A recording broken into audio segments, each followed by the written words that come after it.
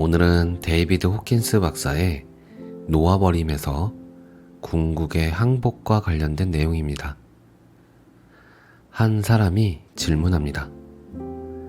대단히 깊은 항복은 궁극의 현실을 경험하는 수단이라고 하셨는데 어떤 일이 일어나는지 묘사해 주실 수 있습니까?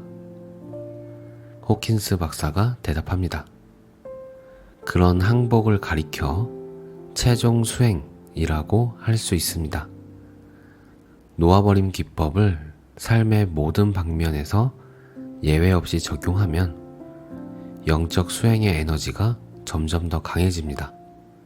무슨 일이 벌어지든 주의 집중이 흐트러지지 않고 계속해서 기법 수행이 이루어집니다.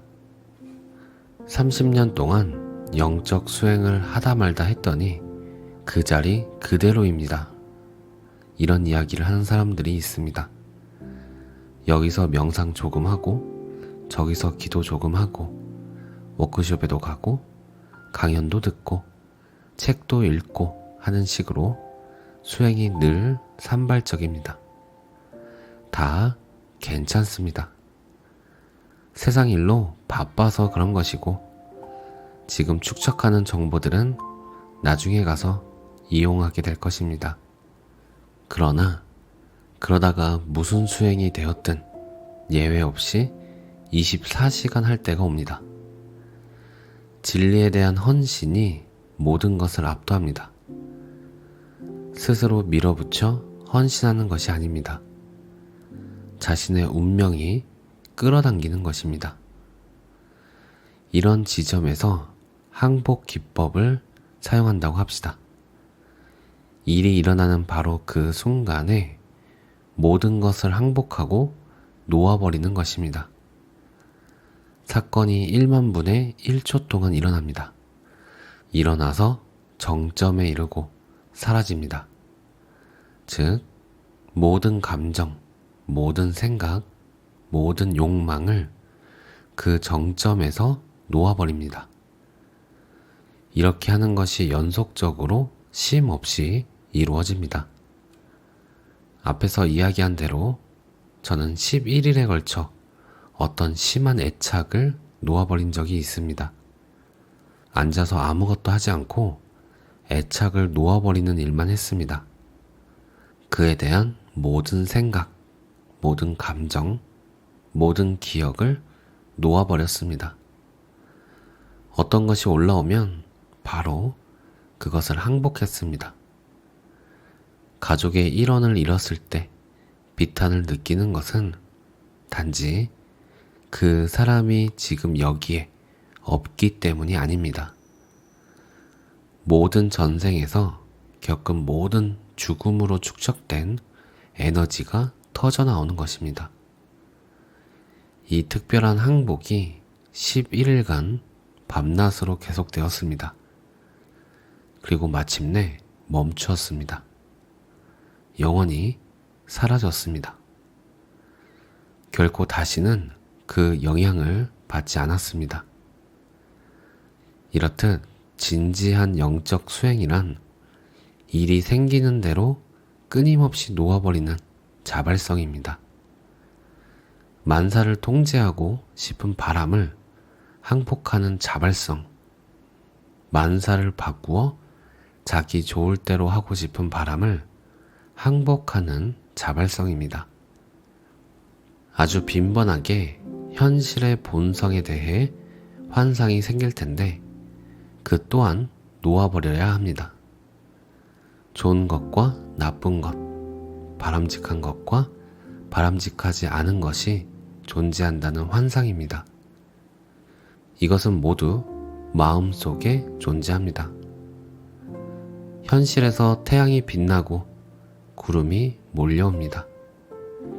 비가 내리고 풀이 자라고 시듭니다. 주식값이 올라가고 떨어집니다. 자라나고 늙어갑니다. 사람들이 나타났다 떠나갑니다. 그렇게 밀려왔다 밀려갑니다. 우리가 이와 같은 순환의 한 지점에 있다면 순환에 대해 물어봐야 소용없습니다. 순환이 제 스스로 순환할 것이기 때문입니다. 순환하는 것이 무엇이든 그것에 항복하면 결국에는 순환이 사라집니다.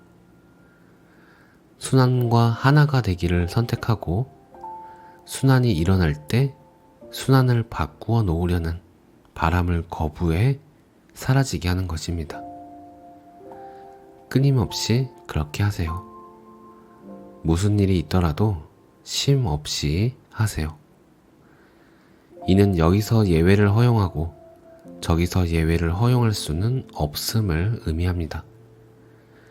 모든 사람과 모든 일에 대해 끊임없어야 함을 의미합니다. 예외를 허용한 한두 가지가 실은 한 무더기를 상징하는 것일 수 있습니다. 그렇기 때문에 그 한두 가지에 집착하는 것입니다. 그 한두 가지가 자신에게는 그 에너지가 쌓인 무더기 전체를 상징합니다. 며느리라면 시어머니를 빼놓을 수는 없는 일입니다. 결국에는 임재로 가는 길 앞에 놓은 모든 것을 항복합니다. 임재는 너무나 또렷하고 너무나 놀랍고 너무나 압도적이어서 그에 대해 아무런 의문이 없습니다. 임재는 깊고 전체적이고 모든 것을 아우르고 절대적으로 압도하고 완전한 변화를 일으키고 오해의 여지가 전혀 없습니다. 임재로 가는 길 앞에 놓인 모든 것을 항복할 때 임재가 그곳에서 눈부시게 빛을 발하고 있습니다. 이를 미래의 어떤 일로 여기지 말고 지금 받아들이세요. 깨달음은 50년 동안 다리를 꼬고 앉아 오음하고 만트라를 외운 끝에 일어나는 미래의 어떤 일이 아닙니다. 깨달음은 바로 여기에 이 순간에 있습니다. 이 완전히 평화롭고 시간이 존재하지 않는 상태를 경험하지 못하는 까닭은 깨달음에 저항하고 있기 때문입니다. 깨달음에 저항하는 것은 이 순간을 통제하려 애쓰고 있기 때문입니다. 이 순간의 경험을 통제하려는 노력을 놓아버리면 이 순간이 음악의 음색인 양 끊임없이 항복하면 정밀하게 끊임없는 상태의 물마루에서 살게 됩니다. 음악의 한 음처럼 경험이 생겨납니다. 음을 듣는 순간 음은 이미 지나가 버립니다. 음을 들은 순간 음은 이미 사라집니다. 그렇게 매 순간이 생겨나고 사라집니다.